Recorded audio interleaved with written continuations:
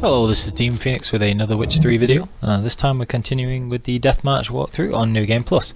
So, picking up where we left off last time, I've been doing the game a little bit out of order because I went to Skellige first to get all the places of power and to do some of the missions for Gwent so that I could use the monster deck and a few other things, which you can do if you have this build because of how powerful you are. But when you eventually come back to doing the regular missions, you'll be doing things like Wandering in the Dark and the Baron's missions. Now the Baron's missions, there isn't really a lot going on there, you just have to fight a few wraiths. So you just have to switch to your gear with the elemental resistance being the Viper chest. But in Wandering in the Dark there's a few things that you can watch out for here. Now first of all, I just thought this was kind of amusing, so I'm going to throw that in here. One of the well-known things about Witcher 3 on Deathmatch is that one of the most difficult enemies in the game are the rats with upscaling on, because they're only ever supposed to be level 1 and the upscaling puts them to your level and will cause you to die extremely quickly.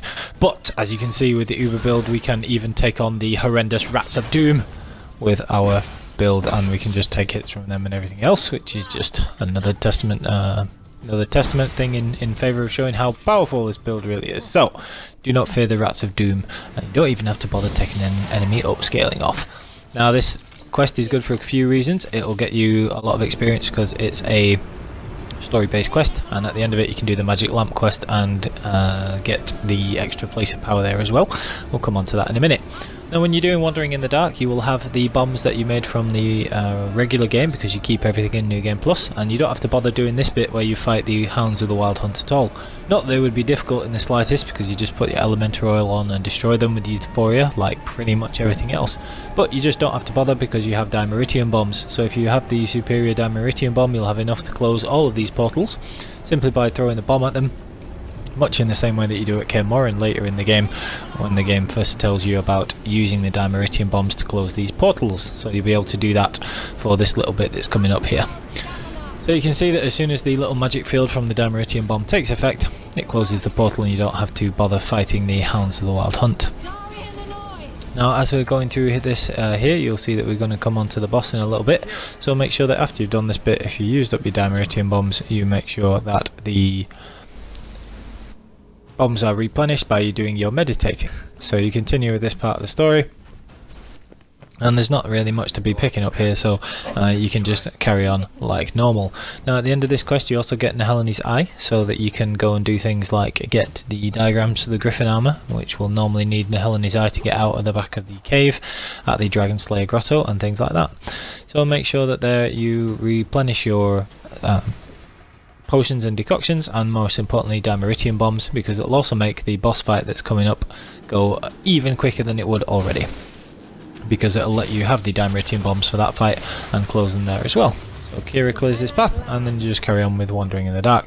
Now for any of the parts where you fight the wraiths, as I mentioned already, you'll want to switch to the Viper gear, and you'll also want to make sure that having switched to the Viper gear and the set of Grandmaster medium trousers that you've got, you can make sure that you're using those to reduce the elemental damage that you take. Now what we're going to do here is we're going to be coming on to fighting the actual boss, and here he is. So after you've meditated and got your stocks back, you can use the regular decoctions that we do as always, which is the Warthag, the Ekimara and the Arakas. Now this is one of those fights that if you think you won't be at full health for a good chunk of the fight, you could always switch to using the Succubus instead of the Warthag decoction, but this isn't a difficult fight, so you don't really have to do that. Now make sure you have the elemental oil on Aerondight for this fight, because that's going to be something particularly important.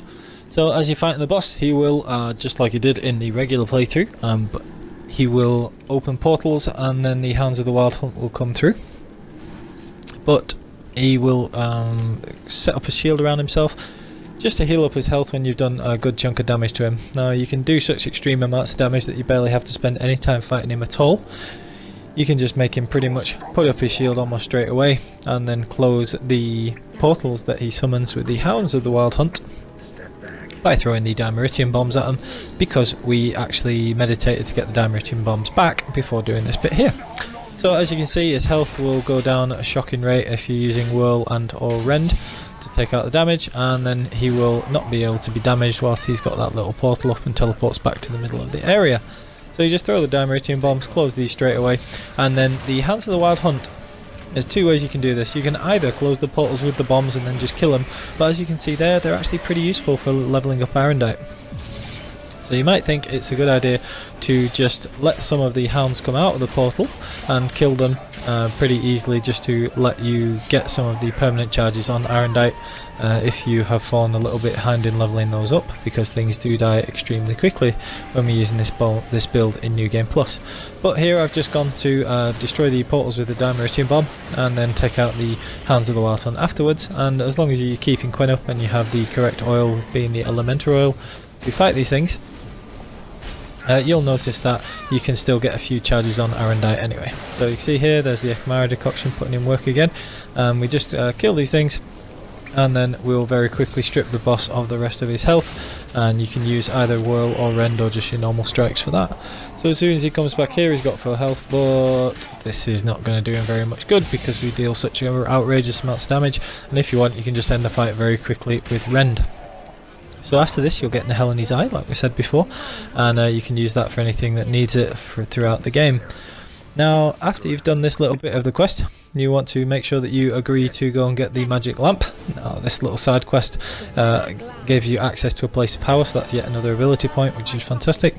And after that as well, you also get to do this little bit with the riddle. Now, what you want to do is again switch to your elemental defensive gear if you have it, so that would be the Viper chest and whichever set of the Grandmaster medium trousers you brought into New Game Plus, which for me was the Manticore set, and then put the Spectre oil on Aerondight. Now what happens is that you just work out the riddle. Now, it's not a particularly difficult riddle to work out, you can just do that normally and go straight through the door, but for every time that you get the riddle wrong, it will cause a wraith to come out. Now you don't get anything, the wraiths don't drop anything from them, but what they do is they let you kill as many of these wraiths as you want, and so you can get Aerondight back up to its maximum, because like I say, it's very easy to fall behind on leveling up Aerondight if you're killing everything extremely quickly, which we normally will be doing. So here you can see a couple of wraiths come out, and we're just going to use the regular potions, Superior Tornial if you've meditated so it's night time, keep your stamina up, and then you can just repeatedly get the riddle wrong by choosing the wrong statue, such as this one as the end as the first one, and it'll just keep generating wraiths for you to fight, and you can level up Aerondight like that.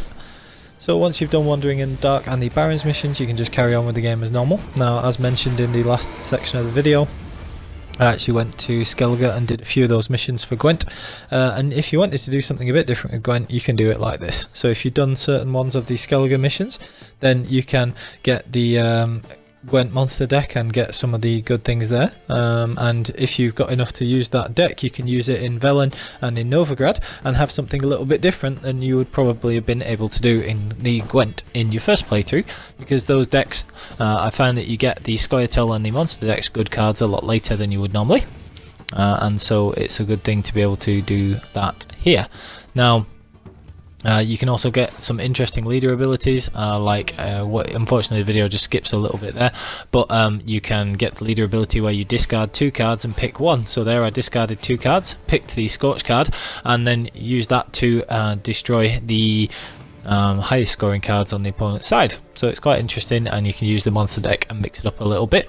Alternatively, you can go straight to the Novigrad missions, or even do those before Wandering in the Dark and the Barons quests, and do some of the Novigrad story missions, and then get the Scoia'tael deck and do things like getting Milva. As you see, I've got the Milva card there, which is an incredible card, and use the Scoia'tael deck instead if you want it. So there are lots of options for New Game Plus to keep things fresh and just mix it up a little bit there, and try and get some interesting things to make the playthrough a little differently.